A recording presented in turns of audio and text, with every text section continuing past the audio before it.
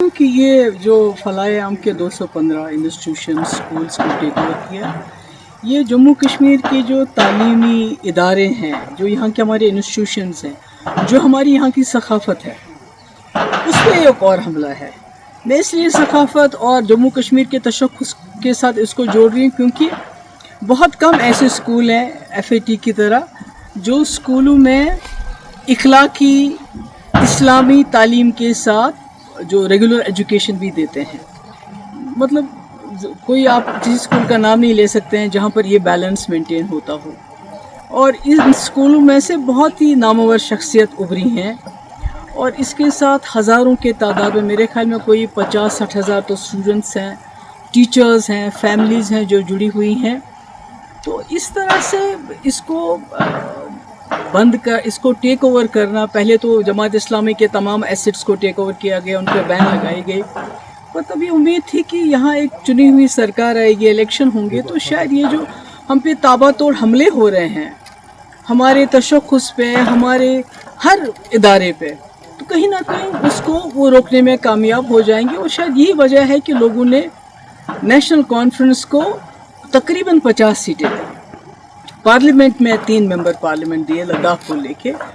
तो पर अफसोस की बात है कि बजाय इसके कि वो इस चीज़ को रोके, तो ये गवर्नमेंट की तरफ से ऑर्डर आना, मुझे लगता है कि ये मतलब एज अ कश्मीरी मुझे लगता है एज अ कि ये जो लोगों का जो भरोसा है उन पे क्या गुजरी होगी, मैं उसका अंदाज़ा नहीं लगाना चाहती। क्योंकि पिछले इलेक्शन में तमाम लोगों ने अपनी आइडियोलॉजी से बालातर उठ के, चाहे वो जमात इस्लामी थे, चाहे अहले हदीस थे, चाहे एम्प्लॉइज़ थे, चाहे टीचर्स एसोसिएशन थी, चाहे नौजवान थे, सब ने सोचा कि एक ही जमात को वोट देंगे ताकि ये जो तूफ़ान आ रहा है हम पे मरकज़ की तरफ से, इसको शायद एक जमात रोक पाएगी, एक ही जमात रोक पाएगी। क्योंकि PDP को तोड़ फोड़ करके PDP लगता था लोगों को ये ख़त्म हो चुकी है, ये मुकाबला नहीं कर पाएगी। तो ऐसे में ये होना, और अभी आपने देखा कुछ देर पहले जो हमारी उर्दू ज़बान है, सरकारी दफातर में से उसको तकरीबन ख़ारिज किया जा रहा है। हमारी किताबों, हमारे जो सिलेबस है, जो करिकुलम है, उसमें जो है हमारे शेखुल आलम रहमतुल्लाह अलैह हैं, या हमारे अल्लामा इकबाल साहब हैं, या इसी तरह जो हमारे आगा शाहिद साहब हैं, उनको बिल्कुल उससे अलग किया जा रहा है। तो सरकार जो है खामोश है, और इस बार तो सरकार हिस्सा बन गई। आपको याद होगा 2016 और 17 में जब यहाँ बहुत हालात ख़राब हुए, पथराव रोके ना रुके, दिल्ली से इतनी बड़ी टीम आ गई, बड़े बड़े मिनिस्टर्स की, बड़े बड़े पॉलिटिशियंस की, और हुर्रियत के दरवाज़ों पे गई कि आप दरवाज़ा खोलिए, हमसे बात कीजिए, दरवाजे बंद कर दिए। यानी इतने हालात ख़राब थे। उस वक़्त मेरे ऊपर बहुत प्रेशर आया था कि आप जमात इस्लामी के ऊपर क्रैक डाउन कर लीजिए, बैन कर लीजिए, इनको PSA लगा लीजिए, इनके एसेट सीज का जो अब हो रहा है, जो इस वक्त की सरकार इस वक्त कर रही है।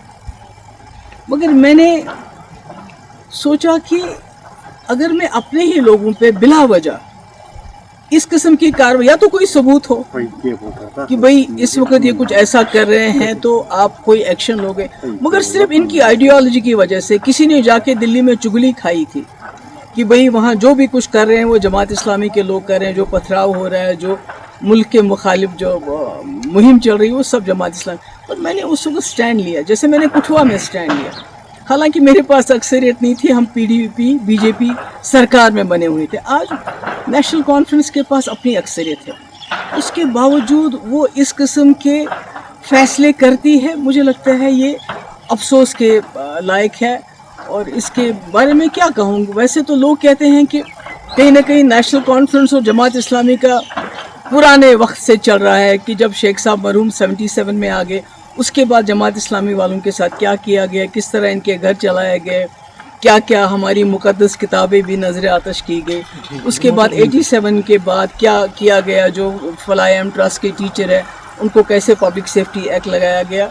और आज 2025 में अब इनके जो स्कूल थे, जो लोगों के गरीब बच्चों को, क्योंकि आपने देखा कि सरकारी स्कूलों में जो चीज़ कमी है वो ये स्कूल पूरी करते थे, जिनका कोई नहीं होता था और कम फीस लेके ये तालीम देते थे। तो आज इन्होंने इतना बड़ा सिस्टम जो एक बना हुआ है उसको ایک حساب سے تباہی کے دہانے پہ پہنچا دیا ہے. کئی گھر اس کے ساتھ وابستہ ہے, کئی ٹیچر, سب کا مستقبل جو ہے. میم آپ نے